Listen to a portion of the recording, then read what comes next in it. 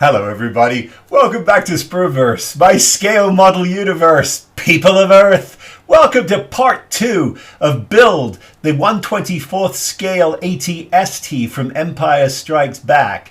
This is a Merlin model, and I encourage you to look at part 1 if you've just joined and not sure what's going on, because we build the armature in its entirety in part 1. And in this part we're going to start working on the various modules that will be the skin of this armature. The armature itself is a lovingly replicated and very authentic version of the actual stop-motion armature that was used in the filming miniature, and lots of details that were gone into on it. But it's still interesting to note that, some of the purists noticed that was still some pieces actually missing from this, and one or two pieces that I don't necessarily know were actually on the filming miniature, although Merlin claims they were. So it would be interesting to hear from you guys what you think, but here we go. Okay, so curiously, as you may know from part 1, we talked about the fact that there was no instructions sent with the kit because they had a printing problem with the instruction manual. Merlin did subsequently put out some videos, some how-to videos, although some of those were a little murky in and of themselves. And I find the instruction booklet to be quite confusing, to be brutally honest with you. But between the two and a lot of help for some friends, we're going to get through this. Okay, so curiously, the video itself has you build the armature first, which is what we did, and that made sense to me. But in the actual guide, they want you to do things simultaneously, or at least that's the impression you get. And I don't, there's no explanation up front as to how you're supposed to actually do this. It doesn't actually say build the armature first. But we've gone through this, and we're trying to do the best we can at trying to figure things out. Now, interestingly enough, in noticing this part here that is an add-on part. Here it is. We are going to use it. This is it, and we're going to put it in we're going to install it because we were given it. However, if you look at this picture that was sent to me, I have several of them from my friend Murray down in Australia. You'll notice that the part that we're pointing out here and they want us to apply is not on that model, and I believe these are photographs of the actual this photo is an actual picture of the actual miniature itself. Not entirely sure, but we're going to crack on anyway, because we don't do canon here. When we can, but there are so many different references, and to say who's right and who's wrong, I don't know. There are a few people I can reach out to who actually worked at ILM who could probably help me, but I'm not that worried about it. We're just going to go ahead and carry on. Now, what I have done in the interest of time is I've spent several hours working on some of the elements. The first thing they actually have you do is build this, the gun.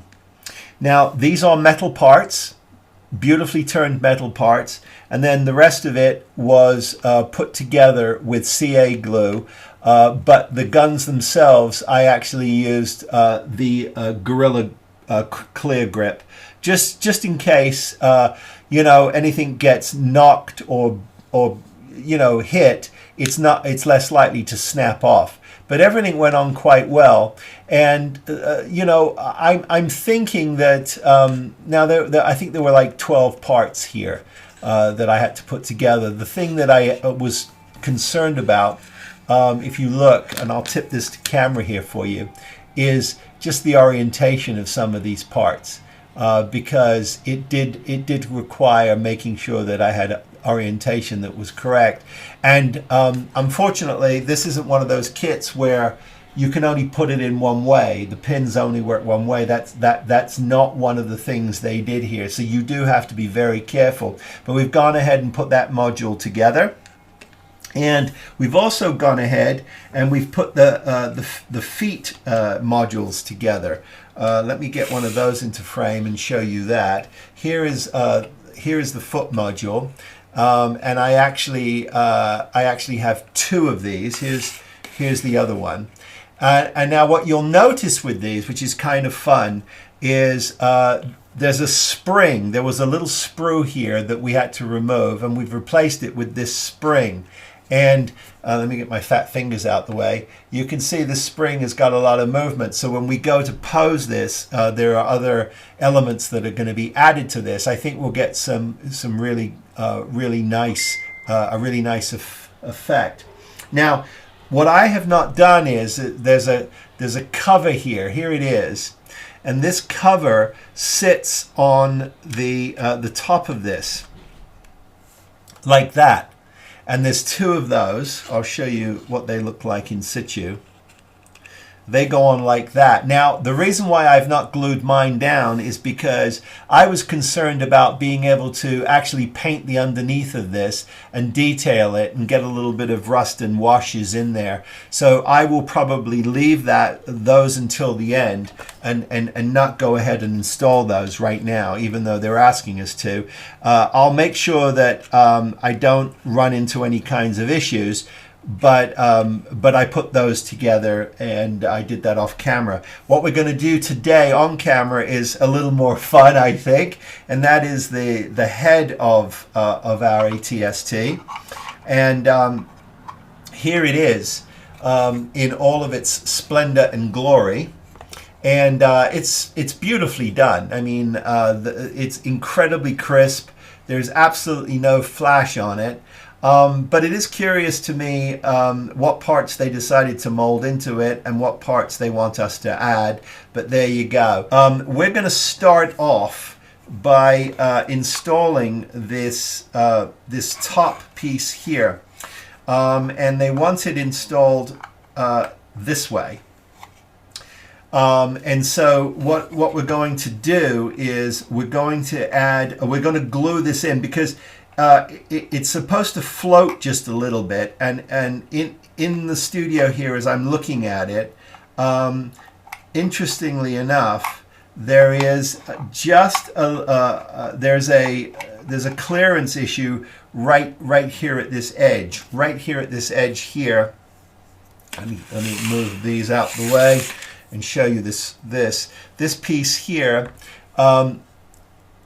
appears to rub the top of the circle here, and so I'm just going to make triple sure of my orientation. But what they want you to do is they actually want this piece to actually float. They don't want it sitting down flush, which is why they want you to use the Gorilla Glue. Okay, so the first part I'm going to put on is this top hatch, and I'm going to, as it asks, fill up the whole square with the clear Gorilla Glue, and just a little bit of the surrounding area like that, because it actually wants to sit cockeyed, but they want it to actually float on here a little bit. So we just drop that in, and we're not going to press hard. We're actually just gonna get it to seat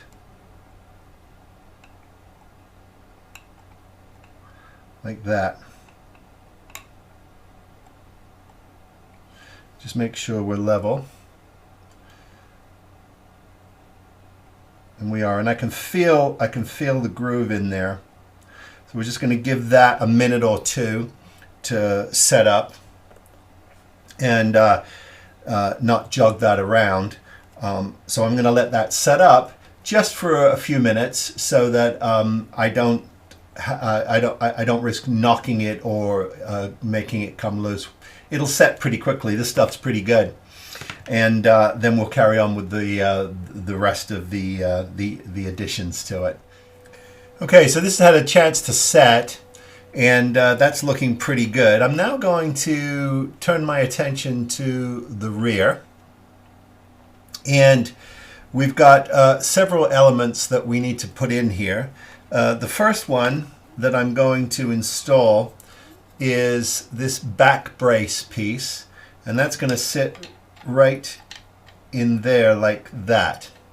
And I'm going to install that with some super glue.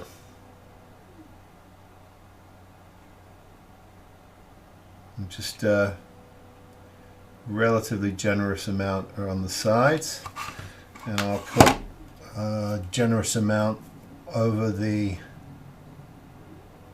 lug.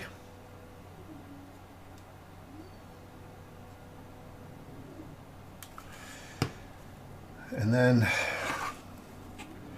this simply drops down like this. Just make sure that we're sort of lined up nicely. I found with this particular material that you have a little bit of time to sort of orientate things, but once it bites, it goes off. It goes off really fast. Okay, the next two parts are sort of mirror opposites of each other. And they are going to sit in opposite lugs like this. Just making sure I've got my orientation correct. And I do. So they're going to sit like that. So I'm going to get these glued up.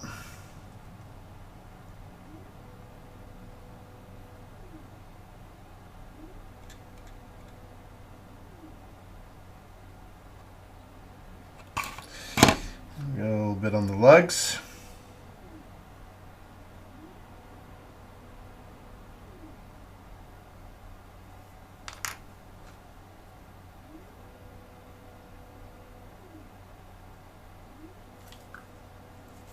Okay,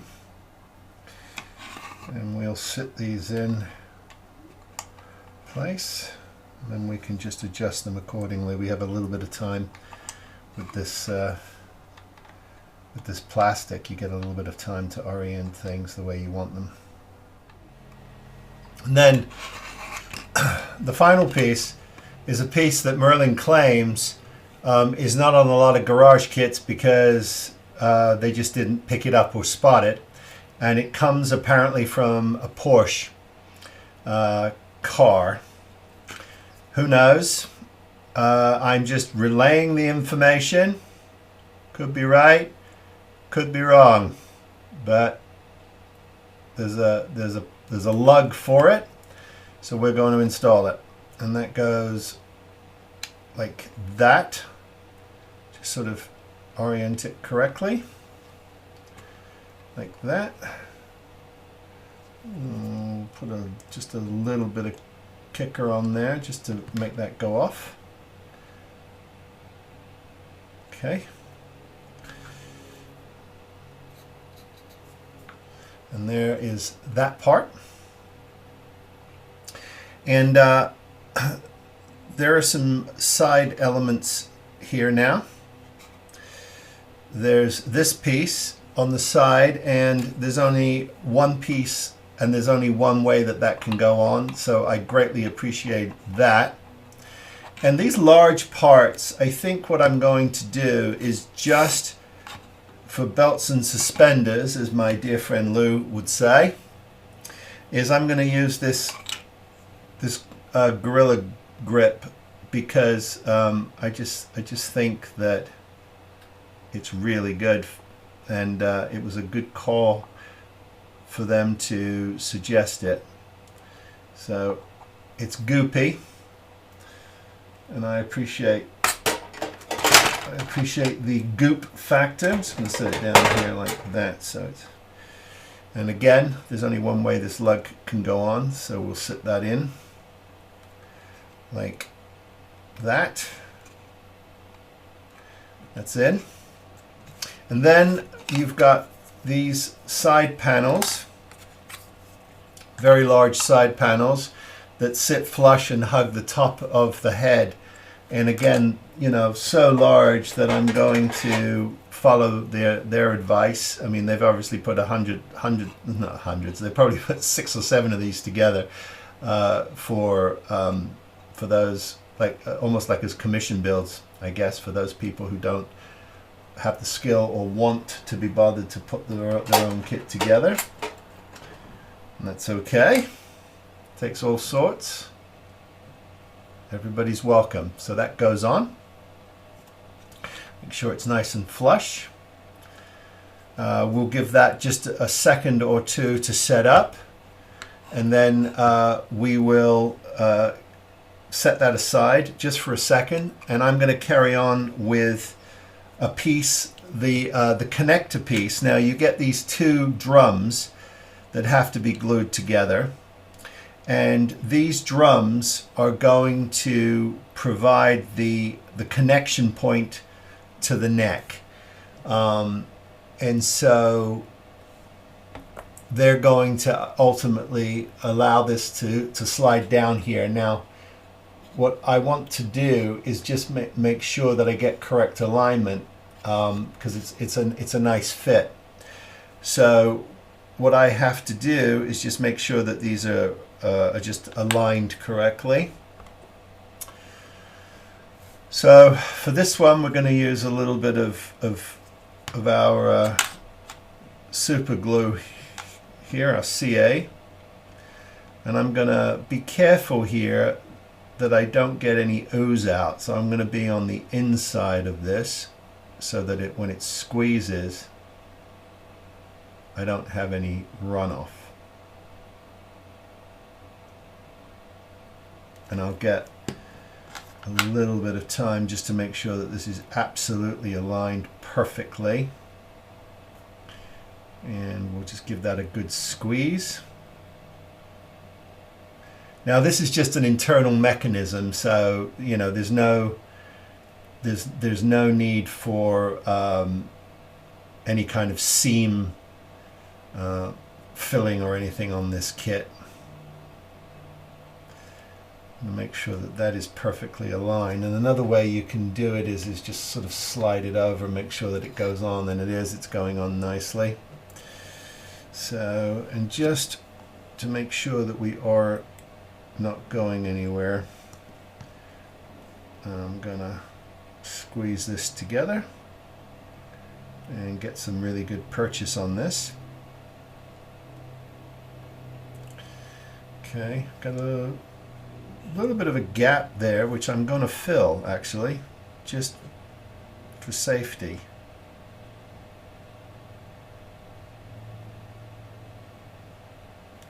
I'm going to fill that. Make sure that I've got a good, nice. There, mine was just a little warped, but just checking my reference, and I'm fine. I've got good connection, and I've got a nice clearance.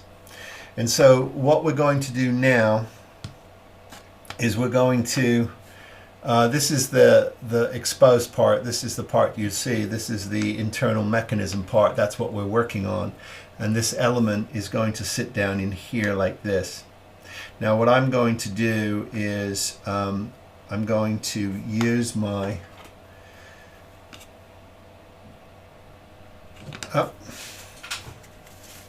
boy, it skinned over pretty fast. I'm going to use my Gorilla Glue here. Get a good dollop here, like that. And the nice thing about the Gorilla Glue too is that if I get any oozage that is potentially a problem, then I just simply it'll come right out. Now the other thing I'm going to do now is I'm going to go around the outside of this, and I'm going to apply a generous amount to the outside here like that. And just gonna clean this up just a little bit. Okay, I've given this a little bit of time just to sort of set itself up, but now I can finish. I've got 3 remaining parts here that need to be added for this section. So I'm going to go ahead and add those right now. The first one I'm going to add is this little piece here, and this is another one of those pieces that can only go on one way, but you can definitely see an orientation.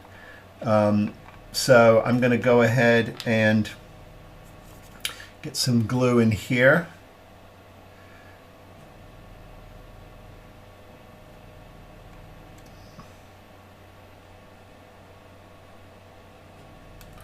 Like that. I'm going to put just a little dab of kicker on this, and make sure I've got my orientation correct, and slide her in and get her all angled up, and she's off to the races. She's looking very good. And then the final 2 parts that I have now, one part, this lower part here, which sits here, while that's setting up, I can see there being an issue with this getting knocked. So I'm gonna be very careful to make sure I leave this on an angle for a little bit while it's drying. But the first part I'm going to put on is this large piece here, and I'm going to use my Gorilla Glue again, just because this kit likes it, and I'm going to keep it happy. Okay. Just get a nice generous amount in here. And we'll do the same down here. That bit.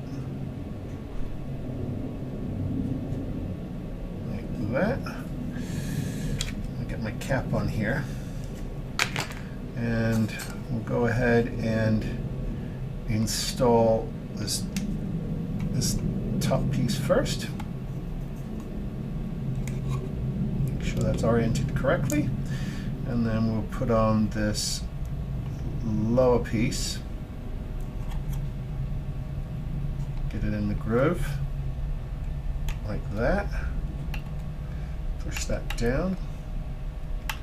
Now I've got a little bit of seepage, but again, the nice thing about this glue is when it sets up and dries, it's very forgiving.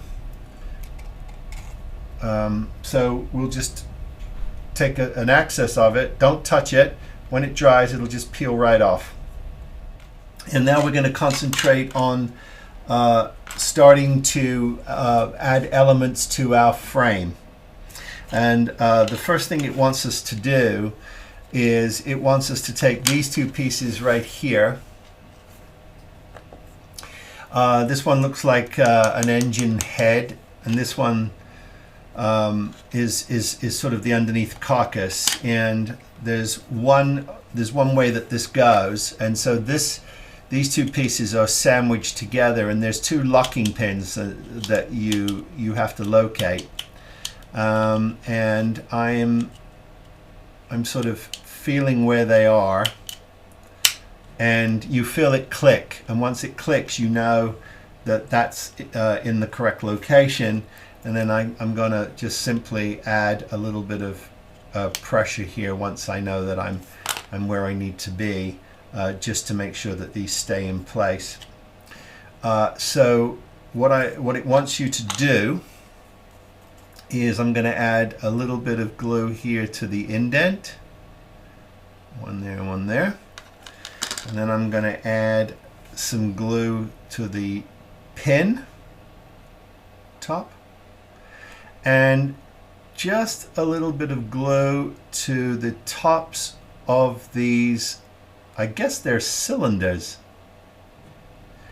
but I'm going to add just a little bit to the tops of those, like that. And then we will put this down in place. Find our pins. There they are. And then we will clamp this up. We're now going to add agreeably to the plate that we've just worked on. Here it is. And what they're asking us to do is to nip off this pin here. I believe this is also off of a Porsche.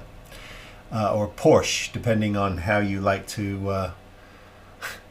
But anyway, that pin needs to be snipped off right here. And then we're just going to take just a little sanding stick, and we're going to just flush that up like that. Then we're going to add it to the bottom of this piece. Now what they're telling us to do is to go in two of these engine knobs here, go in two, and then center it here so that this flange basically sits on the outside and it sits in the center like that. So we're going to add just a little bit of super glue here to the bottom.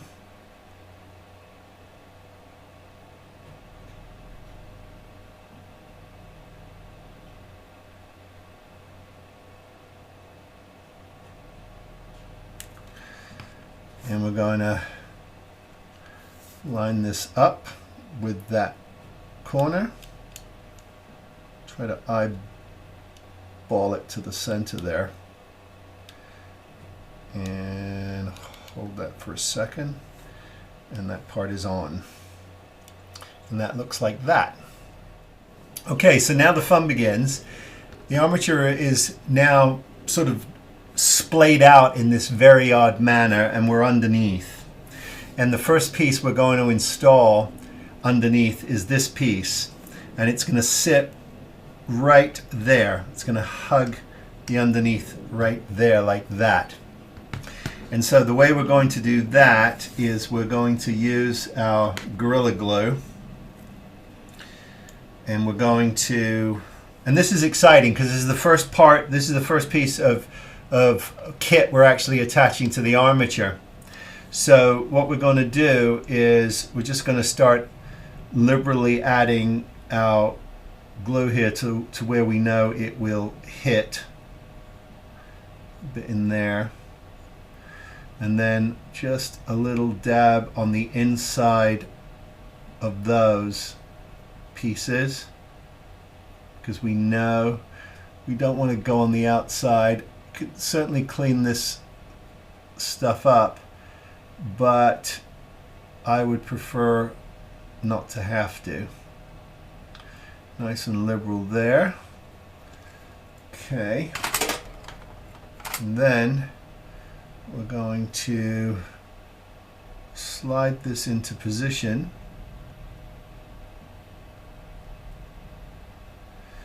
And with a firm hand, just hold that down. And I'll give that just a few minutes to set up, and then we're going to flip it over. And the next part that has to go on is this part we built earlier. And curiously, in the videos, they just say to you, well, just go ahead and line that up here, and you know, and then center it, and then glue it up, and then you've got this piece here which will go on later, but you don't have to glue it on right now. Now, I thought to myself, I thought, what is a better way to figure this out in terms of alignment? And my recommendation, and you know, there is a little bit of sort of spring in this, but we're gonna do clampage in just a bit. But there's some locator pins on the inside of this, and you'll see locator pins here. I'm thinking that the best thing for us to do is line those up, get them clicked on. Now, we're not going to glue them. We've got all of this surface here to glue, but the point I'm making is that now when you go ahead and slide this on, you're going to be absolutely where you want to be, and you'll know that it's gonna fit, and that makes perfect sense to me. So you want to sort of just line this up. Now, curiously, this is going to take a little bit of work, because I'm going to have to make sure that I'm lined up correctly, and then I'm going to have to do a little bit of clampage, and I won't be able to do the clampage until I put this on. So I'm going to carefully glue this. I'm going to carefully glue this, but I'm going to make sure this piece is on, so that I know that I'm lined up correctly. Then we'll clamp that. We'll clamp that, and then I will know that I'm exactly where I need to be. What I want to concentrate on right now is just this little tiny piece here.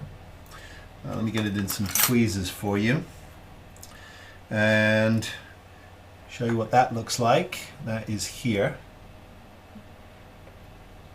And they're asking us to install it right here in the center. So what I'm going to do is again, because it's plastic on metal, I'm going to stay with the Gorilla Clear,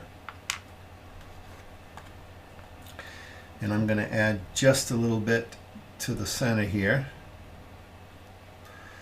and that should swish around. You can get a little toothpick or a small brush just to kind of spread it around a little better.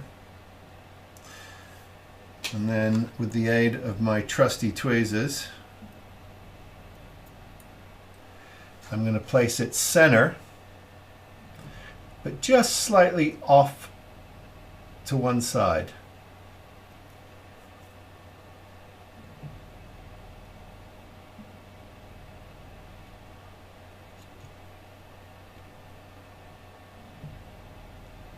There. And that piece is in.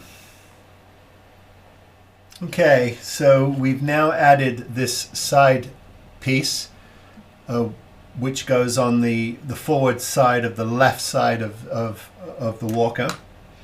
And I'm going to leave that to dry.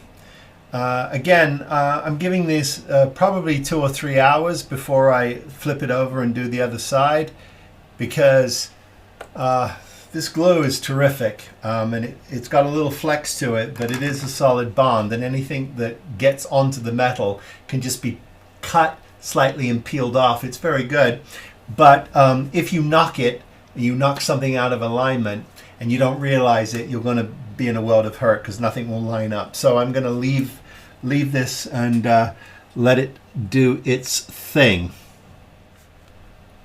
Okay, while we're waiting for parts to dry, I'm going to move on to the rocket launcher. Now, interestingly enough, in the video demonstrations that they give you, I noticed that some of these rocket launcher parts were actually metal, and now it's all molded together. And there were 2 parts to this piece, but when I received my model, both were already attached. So that's a good thing, because you're not given an inventory. There's no list of the parts you're supposed to have, so there's nothing to check it against. So I would really appreciate it if they amend this, that they give you at least somewhere in the back here a parts list. Be very helpful. Okay, but let me show you what this is. This is the side missile launcher / gun emplacement, and it does have a metal barrel. and that's cool. That's a nice touch, and it's going to be inserted into this hole right there. And so what we're going to need to do is just get a 1mm little vise drill and go down about 3 mil, just so that the metal has something to bite onto, because that is not that's not set up for you to slide it in, which is okay. But it's the other metal gun, you know. Here's the other emplacement in metal, and I do think it makes a difference. And when we put some scorch marks on that, I think that's really going to be cool. And here is the metal gun barrel inserted into the side rocket launcher, and I think that turned out really well. I'm very happy with that, and we're going to treat that as a separate element that also has to be installed. So we're building all of our modules now. I'm going to set that aside and let that dry. Okay, work continues on the leg, and there's a filming side, and then there's an off-camera side. The way this model is designed is all of the on-camera elements finish the leg, and on the other side, where it was never filmed, they don't finish. And that is one of the unique aspects of this replica. Now, there is a reference. There are reference photos, and I can share those. I can share those reference photos with you to call out just exactly what the pieces were that were used on these to build these. Someone's gone to the trouble to actually figure out which parts come from which kits, so you can certainly do that. You can certainly make some molds of the existing parts and do reverse replicas, although they are different. But it's certainly feasible. But we're finishing this as it was intended to be filmed, and that's the unique nature of this build. Okay, so what I'm going to do is I'm going to apply a little bit of glue just to this bit here where it touches the plastic, and then a little bit of clear here, a glob of the clear where it doesn't, and then I have to line these up, and I'm going to feel it sort of click into place here. There, you kind of, there, you feel it.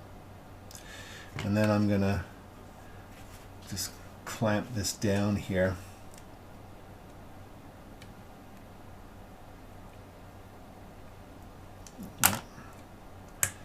There. Didn't want to see. And then I'm gonna just steal this one.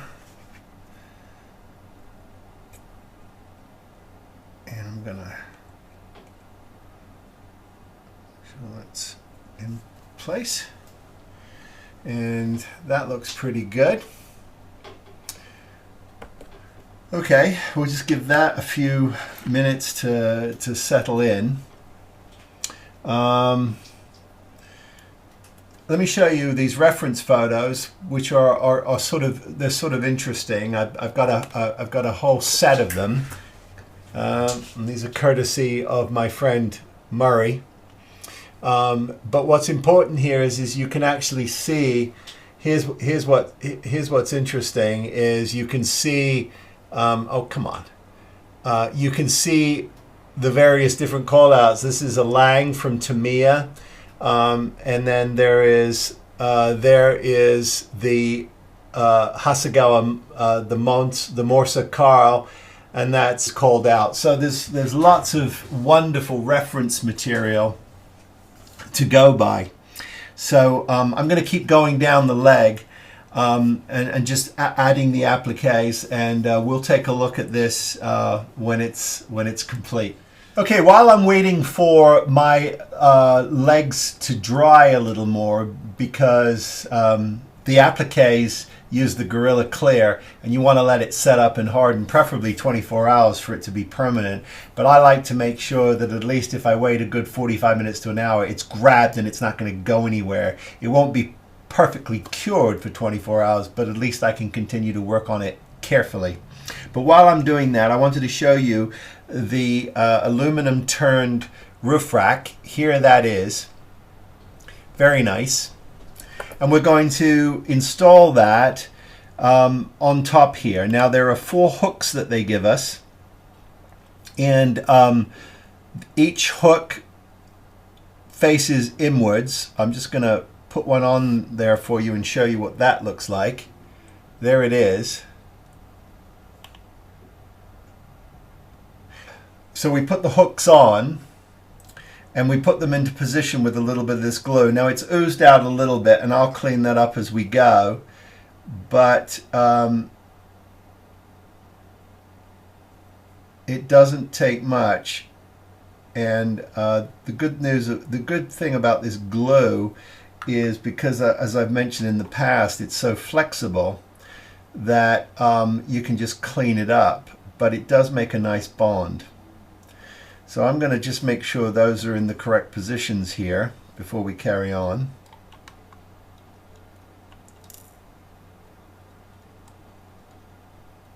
And they are. Just making sure they're lined, sort of lined up. We want to really press them against the this little sort of wedge at the back. And that kind of gives you your alignment. And then we'll do the back ones. And same methodology.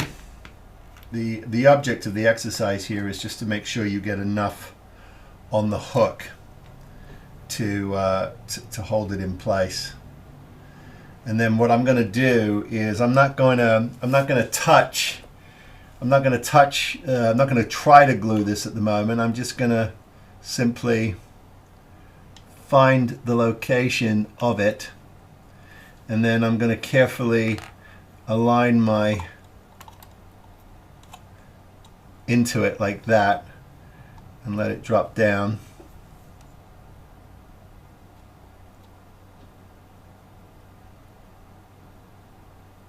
Like that.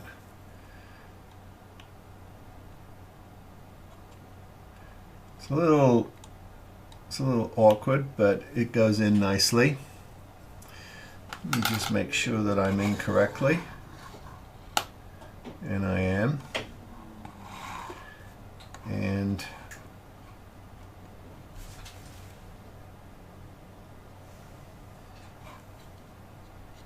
so there you go. And we will set that aside to dry. Okay, just to sort of show you, these are the elements left for the opposing leg, and they're going to go on just sort of. I'm going to follow the directions just to have start attaching these.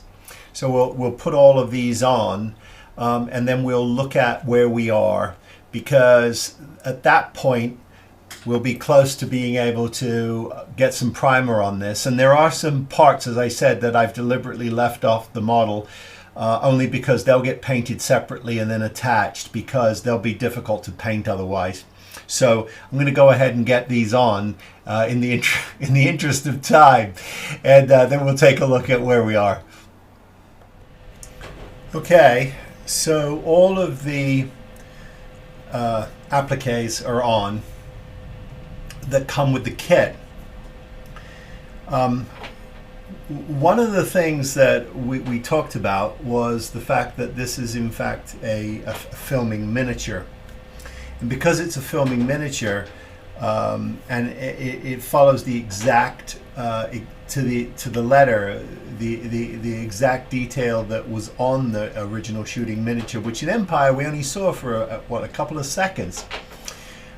So yes, it was on Hoth in the snow. But what I'm excited about is the fact that this is a bit of film history, and we're going to really, it'll really come alive once we get all the hoses on and the rest of the details and everything else. I mean, you can see here, I'll just carefully do this, and you can start to see that that it's a beautiful piece. Okay, so I wanted to show you this picture because I think it's important.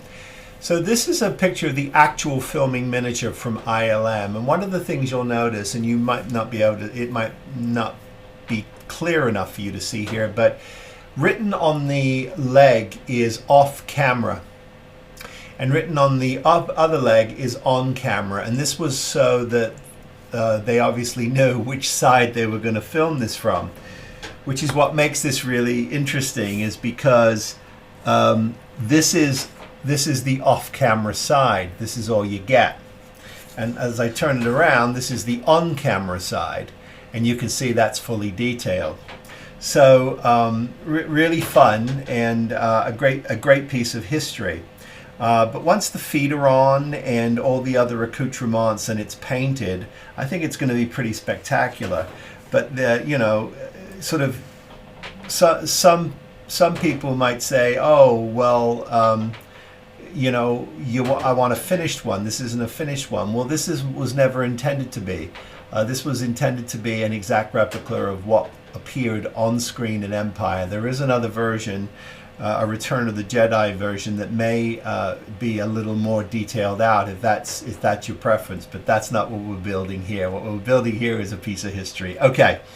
So I'm going to let everything dry now, and in the next segment we're going to start the painting process. And we'll also talk about the base, because I need to make some decisions about whether that base is going to remain as it is or whether it's going to be turned into the planet surface of Hoth, or do I get a separate base so that I can swap them out? Don't know, but we'll be discussing that in the next segment for sure. So what I've chosen to do for my base layer is to combine a kind of primer coat, I guess you could say, with my base color. So I'm going to be going with Tamiya's lacquers. The reason why I chose to do that on this particular model is because the lacquers dry quite well, say, you know, 30-40 minutes, and I'm in much better shape than I would be with acrylics. Also, the lacquers, I think, will do a lot better on this particular material, and some of the metal might get a dusting of it as well, just to kind of age it down. So that's what we're going to do now, and I'm going to mix up something that is, it's a combination actually of, with a thinner obviously, but here's what I'm going with for those of you who are following along. Okay, Hull Red, which is an XF9. And then my flat black, which is the XF1. And we're probably going to do something like 3 parts red to 2 parts black, but making sure it's a little more on the black side than the red side, really. And that's going to do a whole bunch of things. It's going to be my pre-shading. It's going to do a whole lot of things. And as long as I keep these coats nice and light and dust them on, this should be a really nice base coat. And then, of course, we're going to go to almost like an insignia white, but I'm using a royal light gray mixed with my flat white. So here's the XF80, which is my royal light gray, and then we're going to mix that with our flat white, which is the XF2. And that will give me my top coat. And then, of course, on top of those, or between those layers, we're going to do some chipping. Now, I have been doing a little bit of reading, and interestingly enough, Humbrol's liquid mask, the Maskall, seems to like this particular type of material better than most. I've done a little bit of a test with some of the other masking liquids that I have, and sure enough, they don't like the Tamiyas on this kind of material. Don't know why. It might have something to do with the chemical makeup of the the Humbrol masking liquid. But there you go.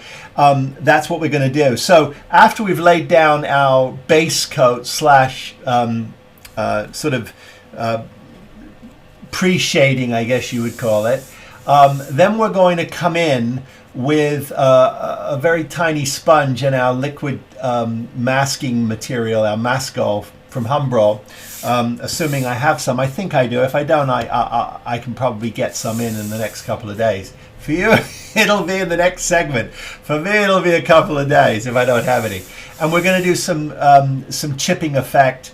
Instead of the hairspray version or the chipping liquids, we're going to go with this because after we've laid down our base coat, I'm going to use a rather stiff brush on the chipping liquid once it's dry to remove that, and that will start removing some of the base coat as well, creating this wonderful kind of aging effect. So then by the time we put our top coat on, which will almost be white, it'll have some gray in it, and we lay that down over this base coat, we should get a pretty decent effect. And then of course we can go in with our washes and some oil staining and that sort of a thing.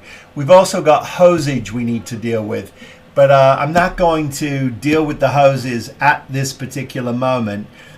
Simply because I don't know exactly where all of them go. I know where most of them go. We've got some ID marks here on the underneath of the underneath here where we know some hosage goes, but all of it I'm not entirely sure. These two plugs here are for my gun emplacement, and we'll be doing that as well. Okay, so lots to do now.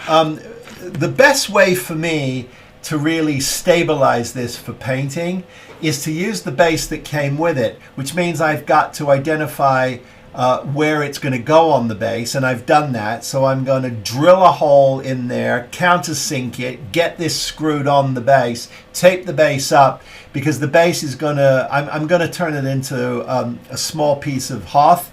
And go with snow. I think it deserves it. That's where it belonged, and so that's what we're going to do. Okay, we're ready for our base coat, which is 3 parts whole red, 2 parts of my flat black thinned down, and we're ready to go. I wanted to sort of memorialize getting this on so you could see the process.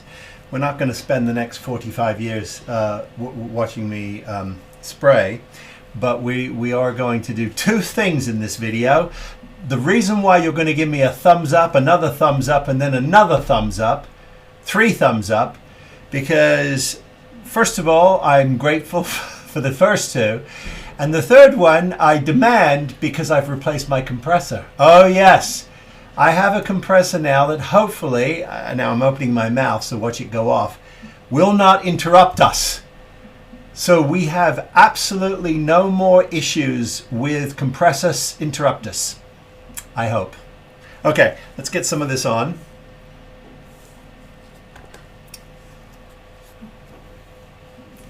Let's start here.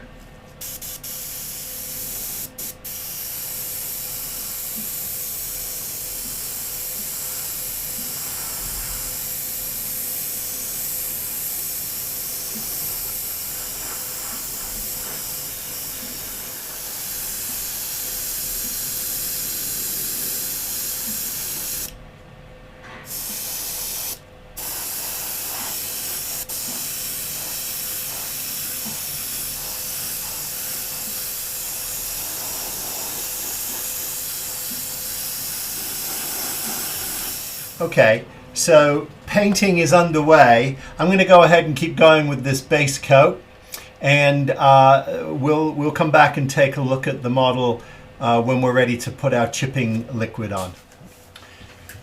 Okay, so everything now has had a base coat of my whole red and black, and I'm really happy with it. I've also dusted the metal, not heavily, but I've dusted it in places just to try and give it kind of an overall used feel to it. And then of course, now we're going to get a clear coat on this, which I'll do tonight.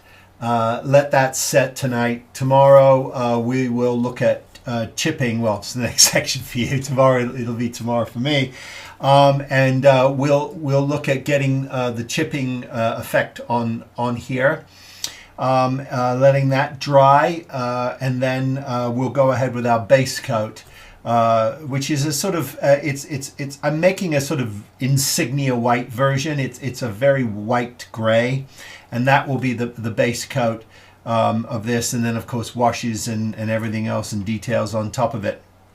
But yeah, I'm really happy with this as a base coat. I think it's going to do a really nice job of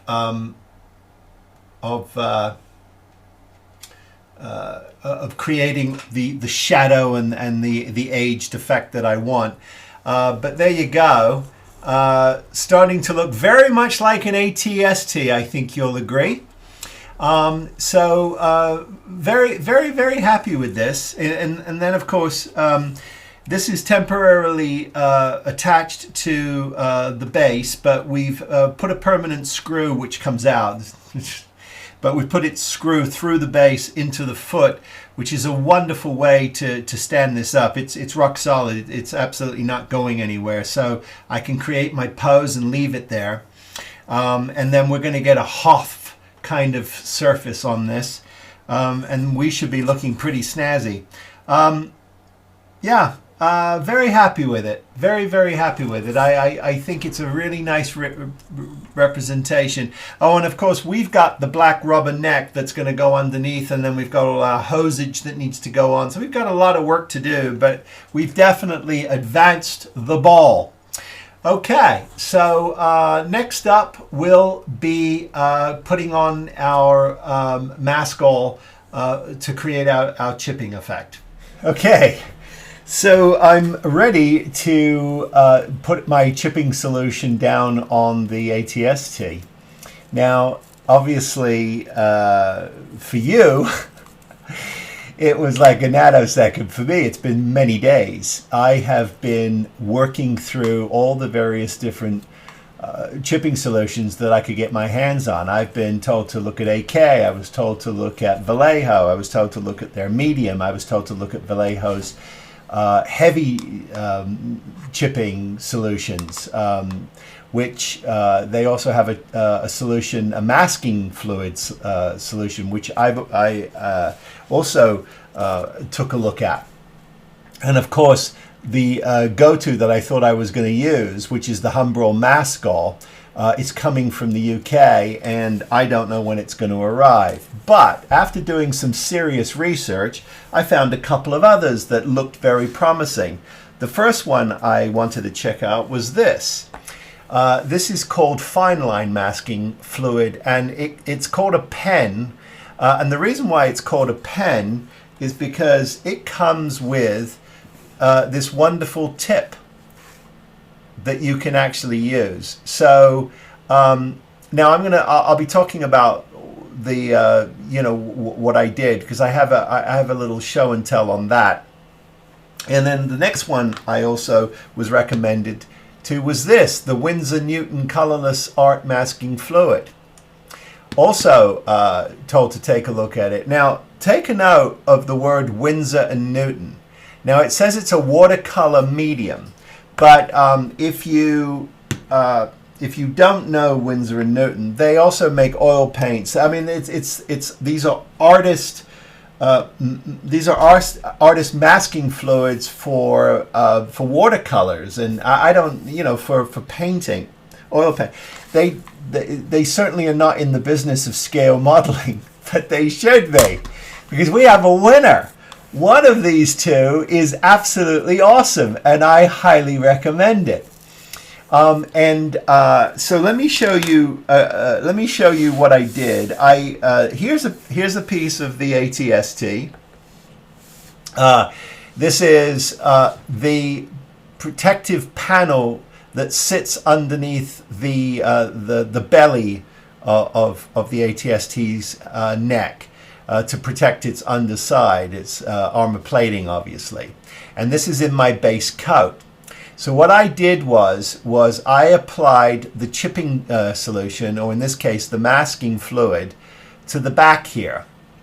On this side is the Winsor Newton, and in the center is the fine line masking. And then I applied my final coat, which is my flat white gray solution. I'm calling it my sort of mixed insignia white. That's what I've been using. Now, here's the interesting thing. This one, which I applied, it dried in 20 minutes. And then what I deliberately did was I took a stiff brush like this, and I deliberately made these scuffs, and it was a little tricky getting it off. It wasn't super easy, but it came off, and it came off perfectly. And I have these wonderful details. And then I took a little bit of this Winsor Newton on the outside here, and that is the result of this. And I didn't do a very good job. You can see where I put a couple of tips on it and stuff, but you can see I didn't do a great job at actually, you know, detailing it out the way I did with the fine line. However, when I went with my stiff brush to scrape this off or to brush this off, it came right off like that. No issues. Came right off.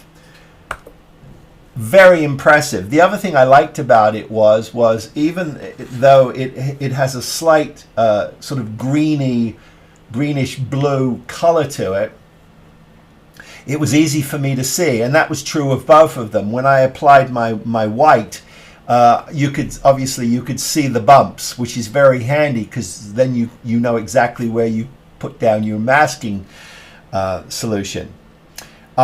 The reason why this is a better fit for me than something like this, you know, which is this chipping solution, which, you know, is no different than really, you know, it's the hairspray product. You thin it, you put it in your airbrush, and off you go. But to me, that there is definitely an argument to be made of when you use that, but not for this particular application where I want to be really precise about where I want those nicks to come from. The reason why I think this Winsor Newton is a good product is because it has ammonia in it. Now, it's water-based, but it does have ammonia in it, whereas this gave me no information on what it is. But they're both latexes. But I had a really positive experience with that, so that's what we're going to use. So now I can get my ATST on the bench, and we can start adding our chipping fluid. We're going to wait half an hour, and then we're going to hit it with our final coat, which is this 3 parts white to 1 part gray, thinned with my Tamiya lacquer thinners. I've made plenty of it, so I can do nice, light, even coats. But what I've noticed is that, boy, it's just going on really well. Now, in the light, it looks more gray than it does white, but that's okay, because what I'll do after this is come back with some flat white, thin down, and I'll hit various parts of the ST with some highlights before I do my washes. And all of that, of course, will be clear coated with a gloss, a heavy gloss, so that I can get a lot of capillary action from my washes. Okay, I'm excited. I have a plan. Let's execute it. Okay, so I've got myself a sponge, and I'm dipping this into the bottle, and I'm getting quite a bit on the sponge. And then what I'm doing is with the dry brush technique, which is what you sort of do. You take most of it back off, and then you've got yourself a way to sort of just carefully, and you get these wonderful effects because you just couldn't. I couldn't do this with a brush. I just don't think I could. But I'm getting these wonderful effects, and I'm able to sort of create this little chipping action here. I want to be careful I don't go too overboard. We'll go ahead and get a top coat on this, and then I'm going to go ahead and do that to the rest of the ATST. But I wanted to at least sort of memorialize what I was doing and what the process is. So fingers crossed, this step will look good, and then we'll remove it all with our stiff brush. And this will also give us our scratches and our dulling. And as I said, if it's too gray, we're going to come back with a flat coat of white and hit those highlights. But I am so excited we were able to finally find a process that we could move forward with. So I'm going to carry on, and then I'll come back when this is dry. I'm going to give this about half an hour, and then I'm going to come back and we'll hit it with the top coat, and then we'll remove all of this and see what we've got.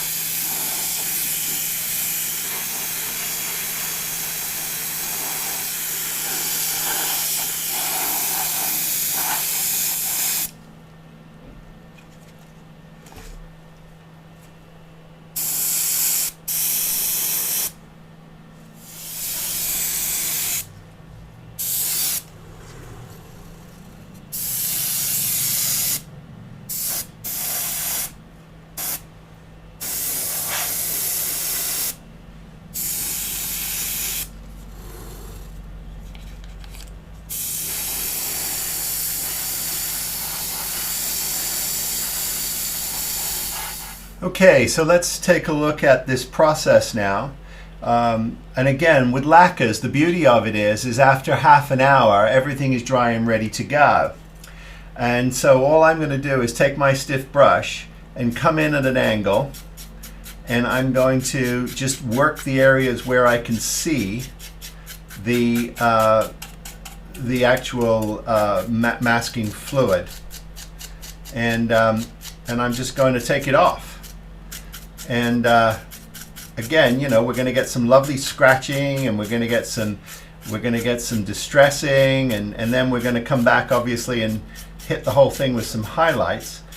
But I just couldn't be happier with this process. And again, chipping fluids can work, but I like the control you get with this. Several things happen when you hit it with this brush. You get these wonderful scuff marks for wear and tear, and the Winsor Newton latex is just fantastic. I mean, the detail it gives you, the way it goes on, it's super friendly to use, and it comes off like a charm. There's no water needed. There's no mess, and you don't run the risk of there being sort of water damage from and then of course people had recommended to me the salt process, which is a complete mess. This is absolutely fantastic, and the results are even more stunning. So let me get that on camera for you, and there it is, and you get a wonderful effect. So I couldn't be happier with that.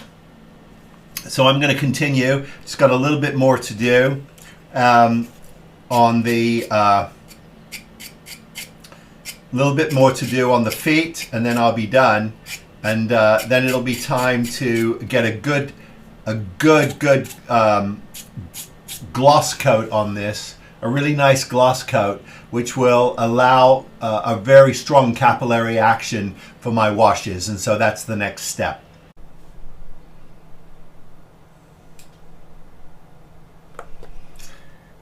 Okay, now I'm going to do a pin wash now that my gloss coat has had a chance to dry.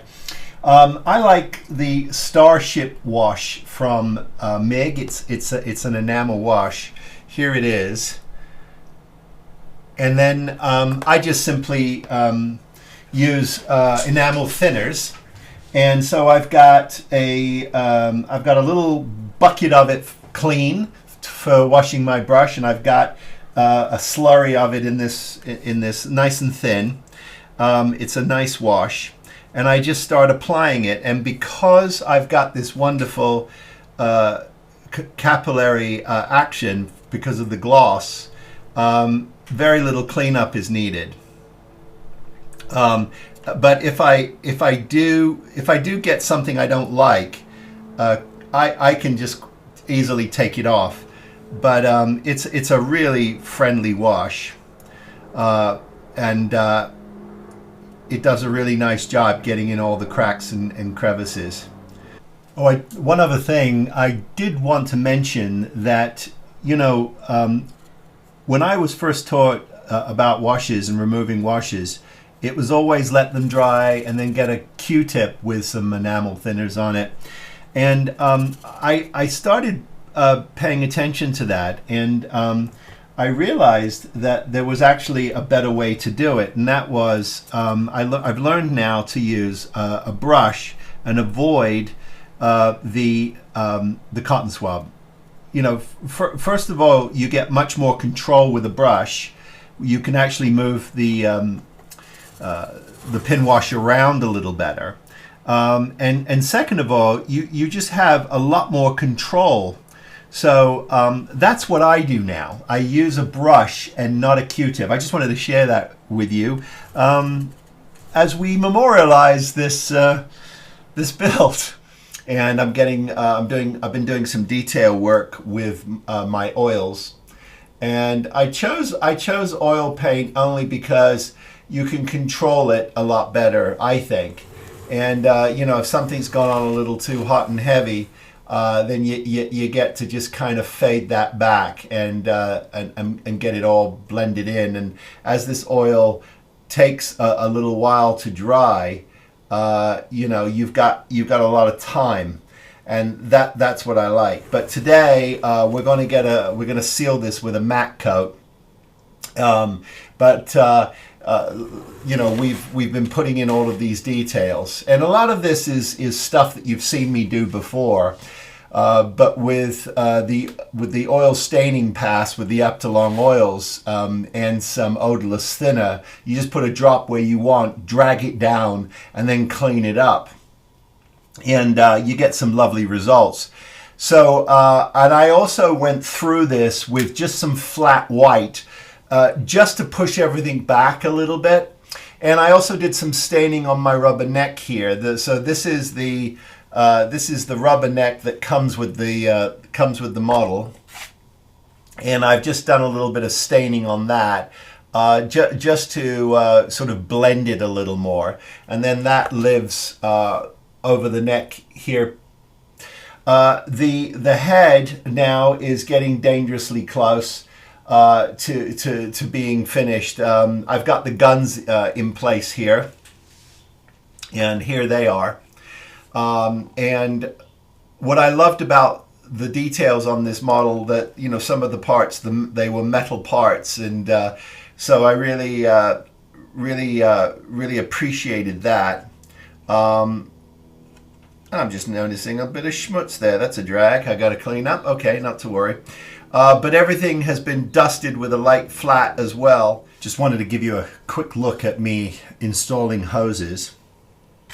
They're in various different lengths, and they're coded in the instructions, which is probably one of the few things in here that I found really, really helpful.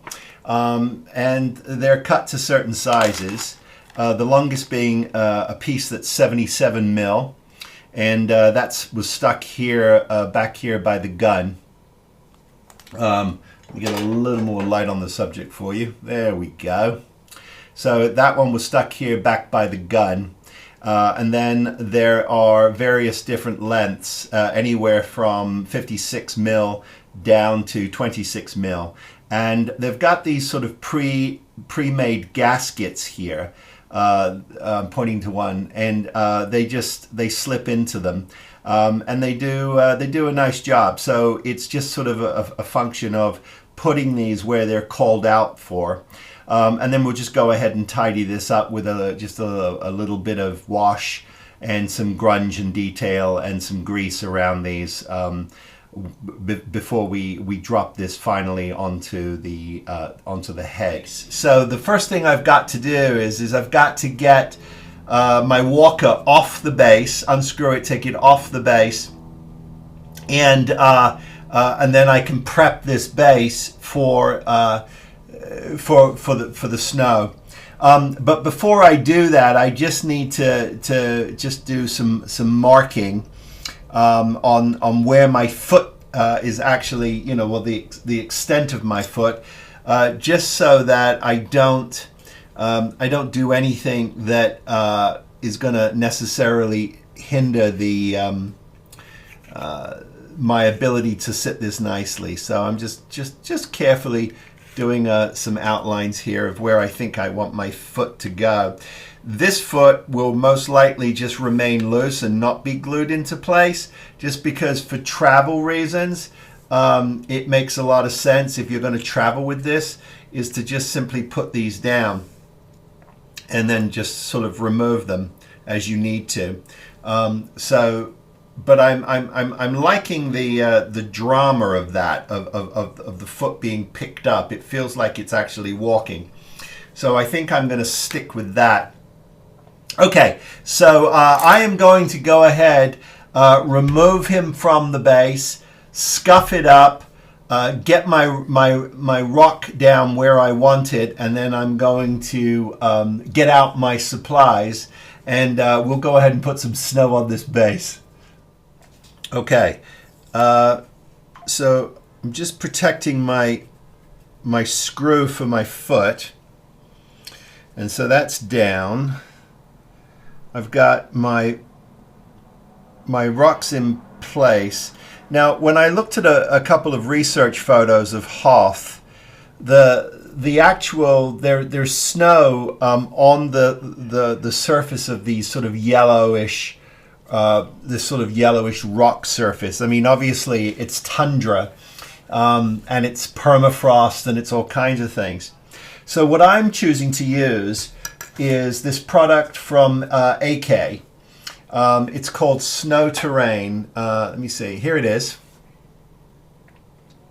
And the consistency of this is sort of interesting. This one's open already. It's a paste. So I've got my spatula here, and it's a very sort of soft paste, brilliant white paste. We're just gonna take our time here, and we're just gonna carefully do this. And then when I get to rocks like this, you kind of just kiss the rock, and don't be afraid to just let it kind of just play around there. Snow has this sort of organic feel to it, and then I'm going to sort of come along here with just a stipple effect, and just make sure that I'm getting this surface nice and smooth where it needs to be, but doesn't feel textured. It shouldn't feel like it's been painted on. So I'm going to be here a while, but I wanted to show you the product I was using and the tools I'm using and the process. So we'll come back and take a look at this when it's finished. It should be pretty cool. So our base is down, and I'm very happy with that. It's looking beautiful. I did a couple of sort of coats, and what I've done to sort of clean up the edges, I just went around with this sponge, and I sponged everything over to make sure that I got a nice even surface. Now what I'm going to have to do is let this set up and then we're going to get the ATST back on its base, and then we can figure out where these feet are actually going to go. Probably going to go like that. But what I've got to do is just get a dusting of snow on here, because it would accumulate on the top of these. And I'm going to use a couple of things for that. There's something called snow balloons. Here's this product. And what this is it's not what you think it is. It's a very fine dust. And that dust is going to just create accumulated snow. And we're going to do that on the feet. And that should add a pretty nice effect. Now, the other thing we can do too is once this is dried in, we can use just a little bit of watered down glue, and we can give that a spritz, and then we can do a little dusting of this on here just to add a little glisten and just another textured layer, and this will be good to go. So here it is. The completed 1/24th scale replica of the filming miniature of the ATST from Empire Strikes Back. In all of its glory. This is a Merlin model, and it has the actual replica of the filming stop motion armature that it is connected to. It even has a off-camera side. And so they only built exactly what you saw on screen for all but 2 seconds. Obviously, we saw it a lot more in Jedi. But what a beautifully stunning model. Gorgeously detailed with all kinds of fun things to look at. And I just couldn't be more proud of it. All of the guns are turned metal. All of the parts are impeccably produced. The armature is all metal, obviously. And the base it came with was a basic black base. If you go back to my unboxing or part 1, you'll see that that's exactly what it was. It was just simply a black sort of box with a white rim around it. I wanted to put my ST, my Chicken Walker, on its Hoth planet base where it belongs. So let's take a look at a couple of beauty shots here, and you can see that I've done a little bit of aging and rusting, and I've done some pin washes, and I've used Optolong oils for some of the rust. It had a base coat of the hull red and the flat black mix. And then over it was a very light white, flat white, and a royal gray, all Tamiya's. The chipping effect I created with the Winsor & Newton fixture, liquid masking. I showed you that earlier. I will have all of that information and the colors I used in the description below. And so there you go. What fun building this model. I couldn't be more proud of this. I really couldn't. It's beautiful. And in person, it's got wonderful details. The hoses, all of the various different elements. And of course, a big shout out to Murray down in Australia for pointing out the fact that the Morse Carl, which was used in the creation of this, it actually used a couple of parts, and they are on the model exactly where Murray told me they should go.